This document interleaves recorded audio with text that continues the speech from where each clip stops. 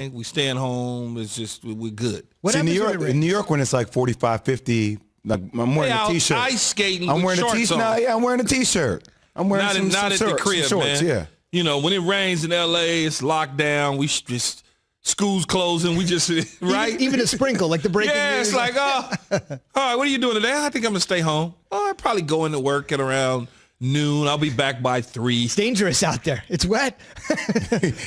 That's the way LA is, man. It's dangerous out there. It's wet.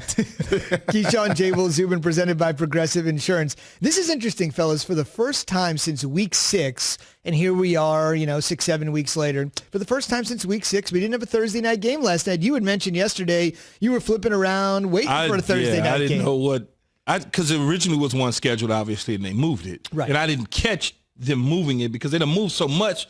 They're moving it back and forth. They move it to this day. And you're like, okay, then they move it again. So when I was looking yesterday, I was like, okay, what do I do? I'll go home, get something to eat, wait for the game to come on. I couldn't find anything. I couldn't even find college football. But I did watch USC lose to UConn in basketball, but, whatever. It's fine. It's, We got the Mobley. it's USC basketball. We got the Mobley brothers.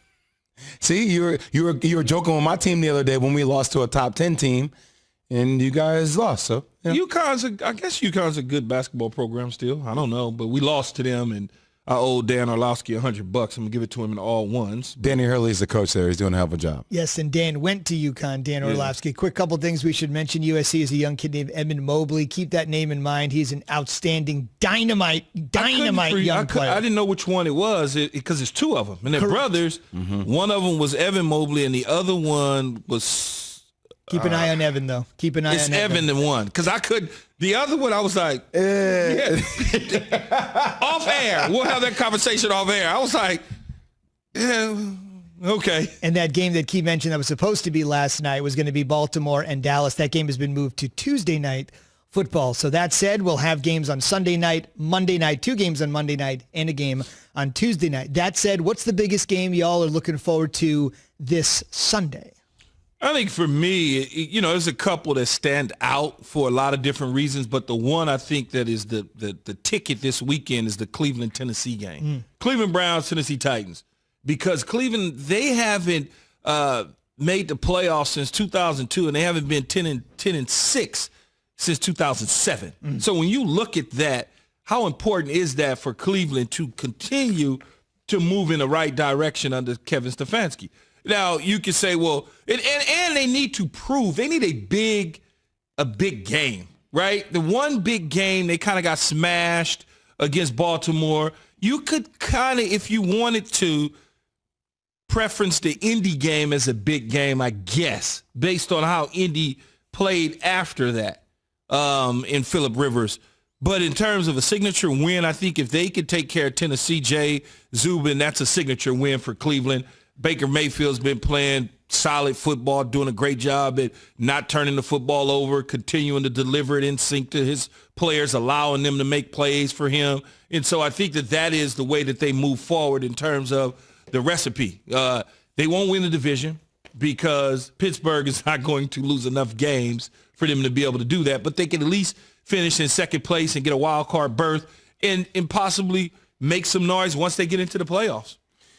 Is there a part of you that is just waiting for the bottom to fall out with the Cleveland Browns? Are we waiting for the Browns to brown it? No. There's a history of the Browns browning it, right? So there is this me holding my breath, just kind of saying, all right, like, are they going to be able to do it? Like, this is a statement game for them. I know who the Titans are to a degree. I've watched them. I know who Derrick Henry is. I know who Ryan Tannehill is.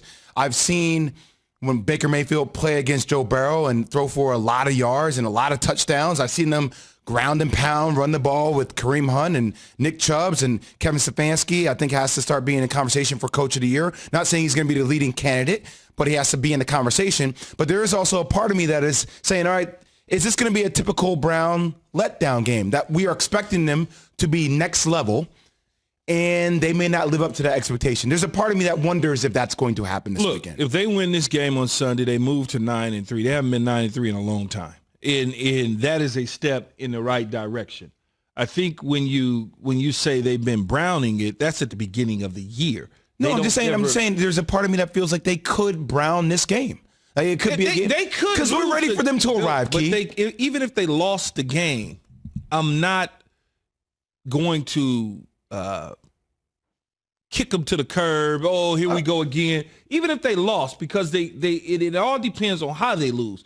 Do they get run over like Baltimore did them, or do they lose because it's a 48-yard field goal with a minute to go in the game? Like, do they lose like that? Well, that's what I'm saying, Key, but they haven't had a signature win, and there's a part of me that it feels like the ceiling for the Browns is higher than the ceiling for the Titans. Just because I think Baker Mayfield can be the X factor.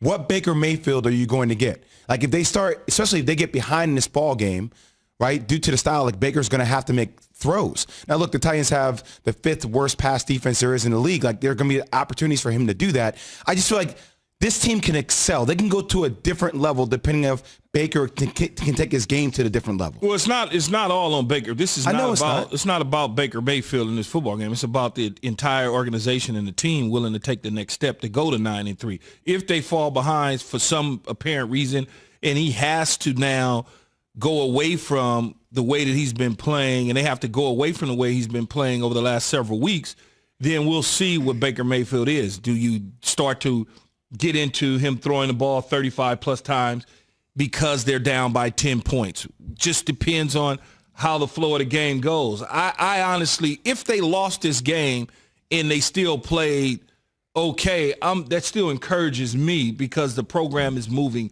forward. If they get run out of the building, then I would say, okay, they got a long ways to go. But if there's a narrow victory by Tennessee, then I look at it a little bit different for them. I'm not going to throw them out the window, Zubin, if they lose. I'm just saying I really want to see the Browns have a statement win, have a big boy win. Time to, like, we have arrived. We are here. Everybody else can say whatever the hell they want. That's what has to happen, though, today. Sheesh. That's Sunday. what has to happen Sunday. They need a big boy win. But if for some reason, Jay, they don't win the game and lose it by a long field goal or two, not get run out of the building, it still has some encouragement there because they've been so bad for so long. It still shows you, okay, they're headed in the right direction. They just haven't crossed the bridge yet. That's